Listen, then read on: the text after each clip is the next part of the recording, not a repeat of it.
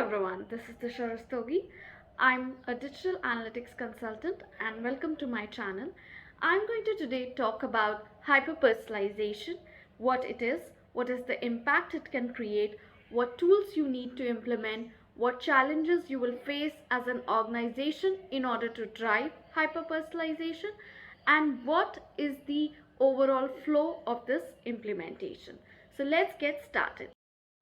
The simplest definition that I can think for hyper-personalization is using machine learning to foresee customer needs and create unique experiences for their customers.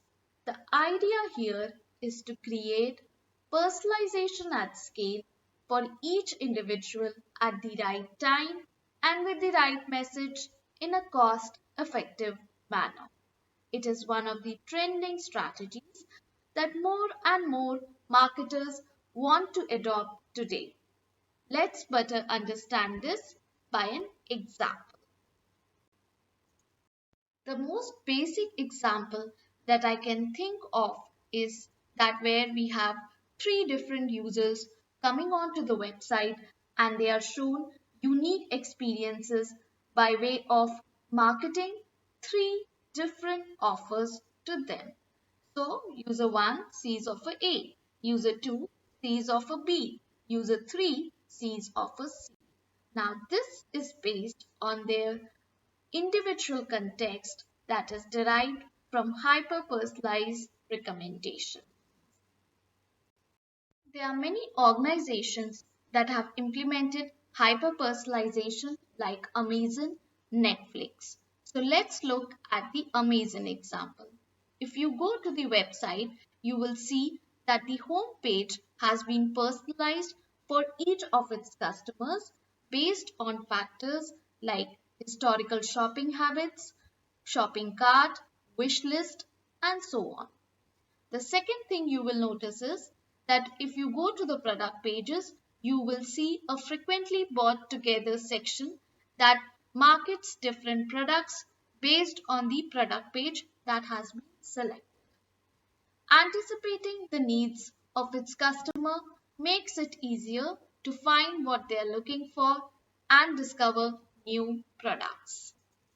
Let's understand how hyper-personalization trend is beneficial to organizations and customers both. The first one is brand loyalty. Now, when you do hyper-personalization, you create meaningful connections with people. You tap on the emotional quotient and build goodwill. This is also how you create brand loyalty. The next one is 360-degree view.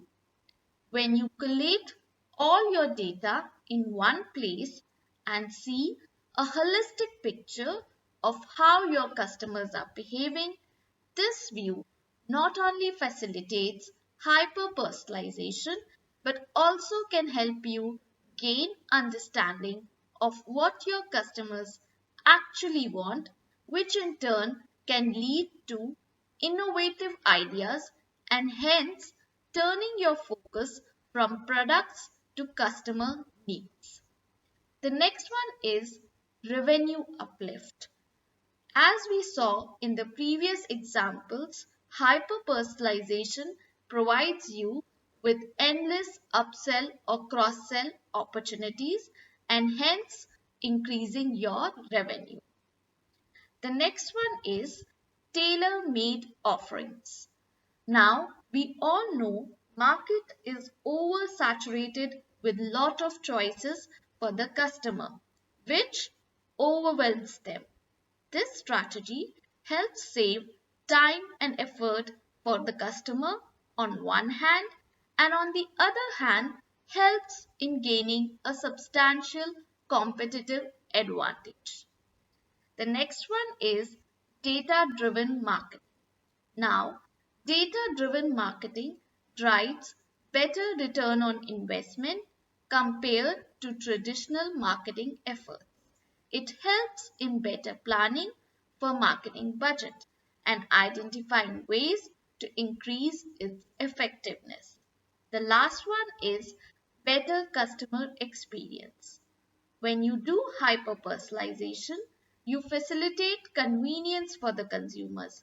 You create individual specific experiences which leads to better customer experience, and better customer experience is all about customer satisfaction. Let's understand the challenges that we need to face as an organization for implementing hyper-personalization. The first one is data privacy. Now, you have laws like GDPR, California Data Privacy Act, which indicate lack of trust and concern around the usage of data. Firms need to be more transparent when it comes to what we are tracking and where we are using this data. The next one is cookies. Support for third-party cookies being completely removed on most browsers poses another challenge to hyper-personalization based marketing. The next one is lot of data. Now you require large customer data because hyper-personalization is based on machine learning models, which require lot of data in order to generate valuable insights and accurate predictions. The next one is different sources of data. Now, data can be structured, unstructured, streaming, or batch. Examples of structured data is employee table, which has information about employee, employee ID, the department they work, and so on. Example of unstructured data is media, IoT, sensor data, emails, etc.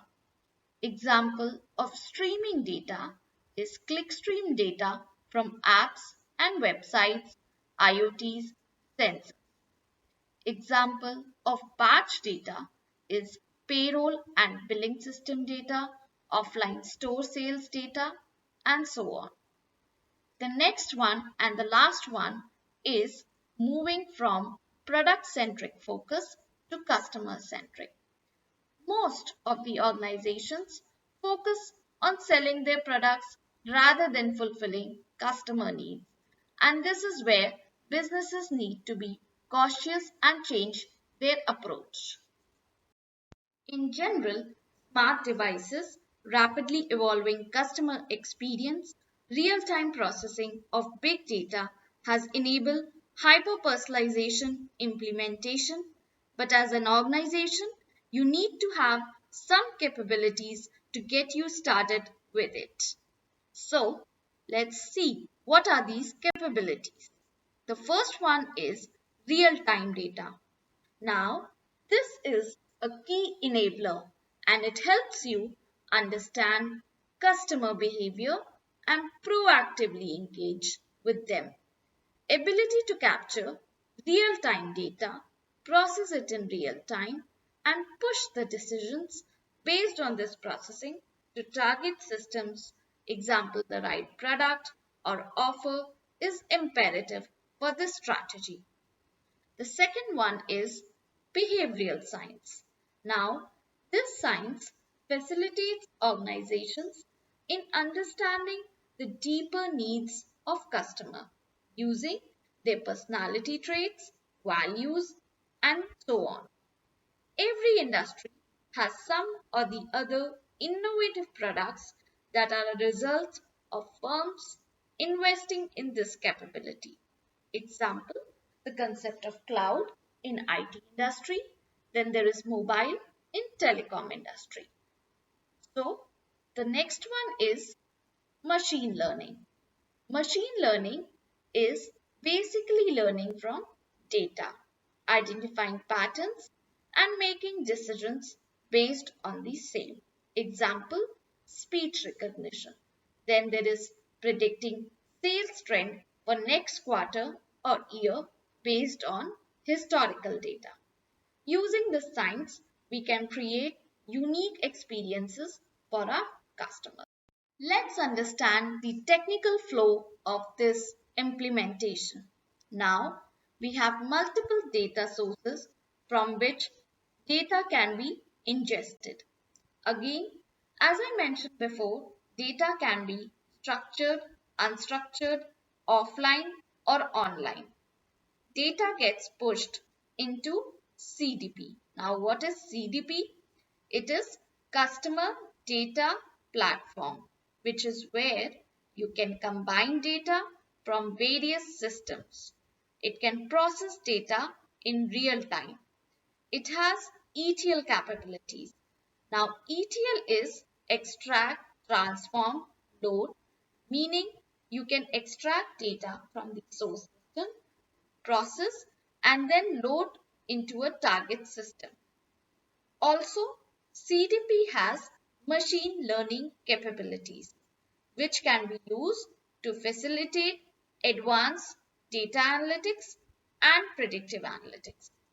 So, in a nutshell, in CDP, you can process data and create a single view, which can be used for machine learning models.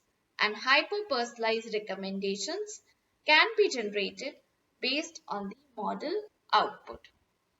And lastly, these recommendations will be pushed to different platforms in real time.